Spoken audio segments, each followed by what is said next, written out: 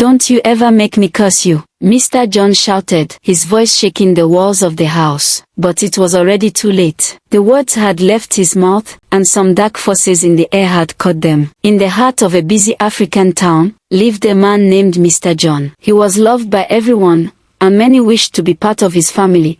He worked hard, provided for his wife and 3 children, and never missed church on Sundays. People respected him. They greeted him with smiles and called him Papa Wisdom. But inside his home, Mr. John carried a storm. He loved his family. Oh yes, he truly did. But he had something in him that he could not control. His anger. The smallest mistake from his children would make him explode. If any of his sons broke a glass, he would scream, "You good for nothing boy, you will never become anything in life." If his daughter comes home late, he would shout, "Useless child. I regret the day I had you." He believed he was only scolding them. He thought he was teaching them to behave. But what he didn't know was that there were a good and bad spirit, listening to use it against children. There was an ancient spirit that is known as Agwu. He is older than the city itself. It fed on angry words spoken by parents. This spirit did not need blood. It only needed curses. And once a parent opened his mouth and speak out of rage, the spirit would carry those words and plant them deep in the lives of the children. And so, unknown to Mr. John, each angry word he spoke became a seed of destruction, waiting to grow. Every time Mr. John shouted, something beneath the house stirred. It was silent, unseen, but listening carefully, waiting for the next curse to drop like ripe fruit. It was a rainy night. The wind blew hard against the windows, and thunder growled in the distance. Mr. John's younger son, Mike, had spilled palm oil in the kitchen while trying to help his mother cook. The oil spread across the floor, and the pot stumbled with a loud sound. Mr. John ran into the kitchen with fire in his eyes. "Are you stupid, Mike?" he shouted. "You grow up and ruin everything you touch, just like this kitchen. You idiot." Mike's lips trembled. His mother rushed in and tried to calm the storm. "Please,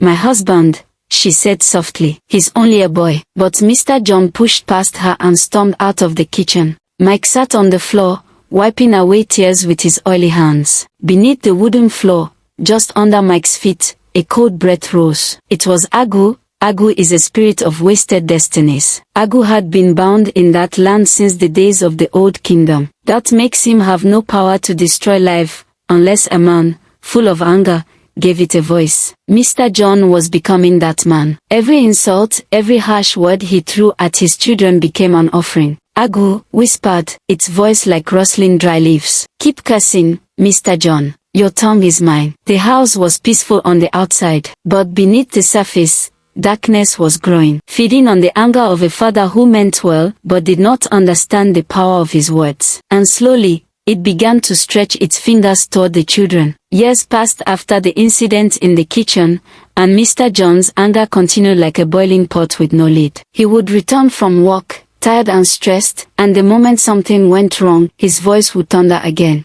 "Do you think life is a joke? You will end up in the streets," he shouted at his eldest son, Uche, who came home with poor grades. That night, as the family ate dinner in silence, a loud crack came from the bathroom. Mike ran to check. "Daddy, Mommy, the mirror is broken." They all rushed to see. The mirror on the wall had a long crack running through it, like a wound. But no one had touched it. No one was even in the room. "Maybe it's old," Mr. John said. "I'll fix it later." But Uche looked at the mirror closely. His reflection looked strange and blurry. The face that is staring back at him didn't look like his own. That night, Uche had a dream. In the dream, he stood in front of the same mirror. But this time, his reflection laughed at him. "You're useless," it said. "Just like your father said." Uche woke up sweating. His heart beat fast. He didn't tell anyone. But from that day on, something began to change in him. He lost interest in school. He stayed out late. He fought with other boys on the street all the time. Mrs. John saw that his behavior has changed, and she prayed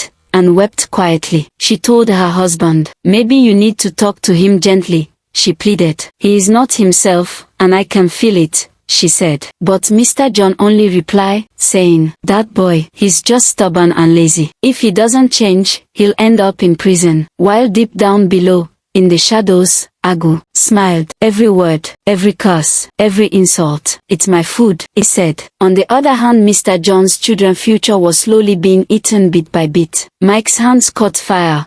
It wasn't real flame, but it burned everything he touches spiritually, including his peace, his joy, and his future. Some years back, Mike used to be the brightest one in his class. He is always smiling and asking questions. He loved to draw and build things with stick and paper. His teacher once told his mother that your boy Mike has golden hands. He will become an inventor one day if he continues like that, and he has a very sharp memory. That is one of the main reasons why I like that your boy, the teacher said. But ever since the night his father cursed at him saying, you will ruin everything that hand of yours touch, and your hands will never be productive.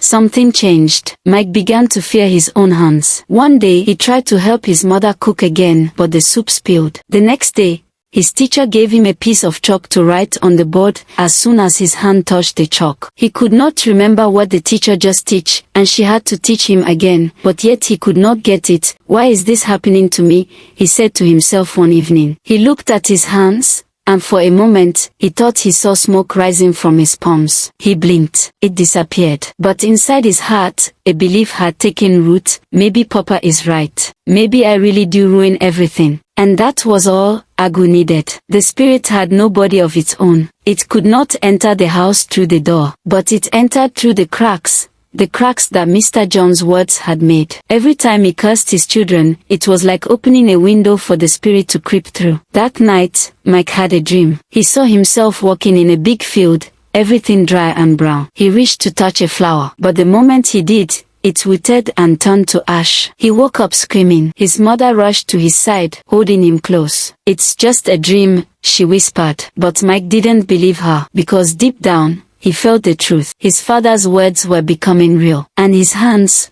were no longer his own. A child can be playful when he wants attention, but when his soul begins to break, he grows quiet. That's when you should worry. If there was one child who never talked back, it was Mary, Mr. John's only daughter. She was the middle child, soft-spoken and gentle. She loved to sing to herself while sweeping the compound. She helped her mother cook and cared for her brothers like a second mother. Everyone in the neighborhood praised her, but Mary carried a secret. She had learned long ago that silence was safer. Whenever her daddy got angry, she would hide behind the curtain, holding her breath. She had seen him raise his hand once when Uche talked back, and from that day, she told herself, I will never make him angry. So she smiled, and promised to always obey. He thought that made her stay out of trouble at all times. But even the quiet ones bleed, just in secret. One evening, after Mr. John scolded and beat Uche for coming home late and drunk again, Mary approached her father carefully and said, Daddy, please, don't you think if you talk to Uche and Ma kindly, maybe they will listen better? Mr. John turned sharply. His eyes were cold. So now you are teaching me how to be a father? You this little demon. If you don't shut up, you'll end up useless just like him. But Mary didn't cry. She even didn't argue or talk back. She just nodded and walked away into her room. That night, for the first time, she did not sing. Instead, she sat by the window, staring into the night, hearing her father's voice that is echoing in her mind over and over again. You will end up useless. You will end up useless. Beneath the ground, Agwu opened its eyes wider and said, 3 children, 3 hearts, 3 cracks. And now, the silence had become its loudest invitation. Mary became even more quiet than ever. No one knew that inside her mind she had screamed, and the spirit had heard her very well. While on the other hand, Uche becomes even worse, always coming home late and drunk. He is always stealing everything he lays his hand on. What shocked his mother the most is that, most of the things he is always caught stealing are the things he did not even need. There was a day he was caught stealing a neighbor's newborn baby's shoes. When he was being caught, he started crying, pleading, and saying, I don't know what came over me. I promise I will never do it again. One day his mother asked him why he is always disgracing the family by his behavior, but he only replied and said, Mommy, even myself I don't even know Mommy. I always hear voices telling me to steal. And whenever I hear those voices, I do not remember anything again until I steal. Mommy, please pray for me. His mother only replied saying,